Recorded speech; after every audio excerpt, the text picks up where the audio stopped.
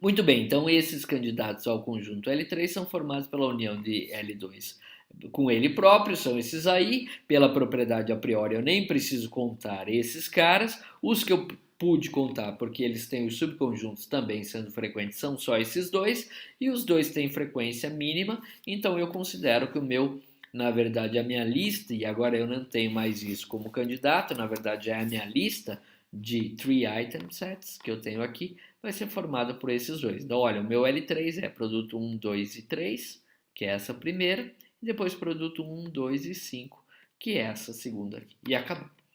Uma vez feito isso, o que eu vou fazer agora é procurar o meu conjunto L4, que é aquele que vai ter o 4 item sets. Então, os conjuntos com itens contendo 4 itens lá dentro, né? Para fazer isso, percebam que o único candidato que eu vou ter, e me perdoem, aqui não é 3, aqui é 4, o único candidato para 4 item set que eu tenho é esse, porque percebam que isso é formado pela união desses dois. Então, se eu unir esse com esse já tem nos dois em comum, não preciso, esse eu tenho em comum nos dois, não preciso, e aqui eu tinha o produto 3, então vou ter mais o produto 5. Então vai ser produto 1, 2, 3 e 5 é o meu candidato. Então produto 1, 2, 3 e 5 é o meu candidato, tá? A frequência desse cara aqui é 1, mas mesmo antes de eu fazer a frequência, se eu fosse olhar produto 3, produto 5, eu já sei, a gente acabou de ver no slide anterior, que ele não é frequente, esse subconjunto com esses dois. Então esse cara, como ele tem pelo menos um subconjunto, e nesse caso de tamanho 2, que não é considerado um subconjunto frequente lá para o meu L2, eu nem precisava contar e digo, olha, não tem. Os candidatos ao conjunto L4 são esses daí, mas não há nenhum 4 item set que satisfaça a propriedade a priori. Então o processo para por aqui e acabou. Então eu não vou continuar procurando conjuntos com 5 itens, 6 itens, porque eu não achei com 4 já, então eu vou parar por aqui. Tá bom? E esse é o funcionamento da primeira parte do algoritmo a priori, que é onde eu encontro os itens frequentes. Então, uma vez que eu encontrei todos os itens frequentes, eu digo o seguinte, olha, o meu conjunto L de itens frequentes, ele é formado por esses caras. Os itens frequentes de tamanho 1, que são produto 1, 2, 3, 4 e 5, depois de tamanho 2, depois de tamanho 3, e depois para, porque eu não achei ninguém de tamanho 4 ou mais, certo? Bom, então com base nesse conjunto de itens frequentes todo aqui, o que eu vou fazer agora é extrair as regras de associação, que são o objetivo final, ou aquilo que a gente realmente quer quando está utilizando o algoritmo a priori. E como é que eu faço então para fazer essa extração das regras de associação? Bom, para cada um desses item sets aqui, eu escolho e extraio as regras com base nele. Ou seja, do meu conjunto L, eu vou pegar aqueles conjuntos que eu quiser extrair regras. E aqui, para ser sincero, a gente normalmente não vai querer extrair regras de conjuntos que sejam unitários. Então, o conjunto que tem produto 1, 2, 3, 4 e 5, eu não quero extrair regra. Porque essa regra ia dizer, olha, o produto 1 é muito frequente, é só isso que ia dizer. E daí isso não me conta muita coisa, tá? Se bem que eu posso usar esses caras como tem gente que usa regra default e coisas assim, não é? Mas eu vou deixar isso de lado aqui e vou dizer que normalmente as regras de associação mais interessantes e que nos contam mais sobre o que é que está por trás das transações que estão sendo realizadas, elas são aquelas extraídas de conjuntos de itens frequentes contendo mais de um item. Então, 2 itens ou 3 itens. Vamos escolher, por exemplo, esse conjunto aqui, ó, produto 1, produto 2, produto 5, pegando esse exemplo aqui, e vamos ver como é que a gente extrairia regras dele.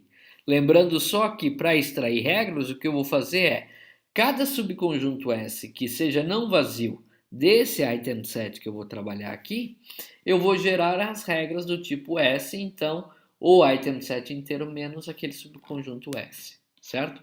Percebam que no exemplo prático fica mais fácil.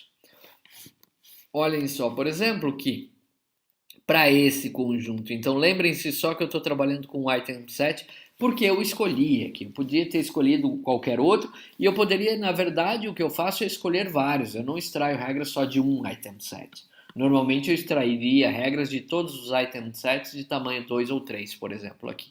Tá? Nós não vamos fazer todos esses porque eles são todos iguais, assim, o processo é todo igual. Então eu estou escolhendo esse de tamanho 3, que é o item set contendo produto 1, 2 e 5. E os subconjuntos não vazios desse cara vão ser os subconjuntos de tamanho 2, que vai ser produto 1 e 2, produto 2 e 5, produto 1 e 5, e os subconjuntos de tamanho 1, que vão ser os próprios, produto 1, 2 e 5. Tá? Então eu tenho 6 subconjuntos não vazios para esse cara aí. Então eu vou pegar cada um deles e vou gerar uma regra. Percebam o seguinte, eu vou fazer para esse primeiro aqui, que é produto 1, produto 2, eu faço a regra, olha, se produto 1 e produto 2 acontece, então produto 5 aconteceu. E percebam o seguinte, eu vou voltar um slide, que a minha regra é sempre da forma, ó, o subconjunto faz parte do C, e a parte que está depois do então é o quê? O meu item inteiro menos o subconjunto. Então, se nessa minha primeira regra o subconjunto é produto 1, produto 2, se eu olhar para o meu item inteiro e se eu tirar produto 1, produto 2, quem sobra? Produto 5. Então, é por isso que essa regra ficou produto 1 e produto 2, então produto 5. E para calcular a confiança que eu tenho nessa regra, o que eu faço, na verdade, é usar o suporte do item inteiro e dividi-lo pelo suporte do antecedente, ou seja, do subconjunto que eu estou trabalhando. Então, nós já tínhamos visto anteriormente que o suporte para produto 1, 2 e 5, eu vou voltar nos slides, inclusive, para vocês verem, está aqui, ó, produto 1, 2 e 5, o suporte é 2, está aqui, a frequência é 2, certo? Então, eu vou usar esse valor 2 aqui, está aqui é igual a 2, certo? Aqui está aquele 2. E eu vou dividir esse 2 aqui, então, pelo suporte que eu tenho, que é a frequência do produto 1 e 2. Então, eu vou voltar na minha tabela do L2 e vou ver que 1 e 2, a frequência é 4. Então, é por isso que eu vou ter aqui nos meus cálculos o 2 dividido por 4, que vai dar meio. Então, a confiança que eu tenho nessa regra é 50%. A regra número 2, eu vou pegar o próximo subconjunto, que é produto 2 e 5. Está aqui produto 2 e 5. Então, produto 1, que é o que sobrou do meu item. Então, e aí vou fazer o suporte do item inteiro, que a gente já viu lá, que é 2, e vou dividir pelo suporte do produto 2 e 5. Se eu voltar aqui, eu vou ver que o suporte do produto 2 e 5 é 2. Então, vai ficar 2 dividido por 2, certo? E por isso eu digo que a confiança dessa minha regra é 1, ou seja, 100%.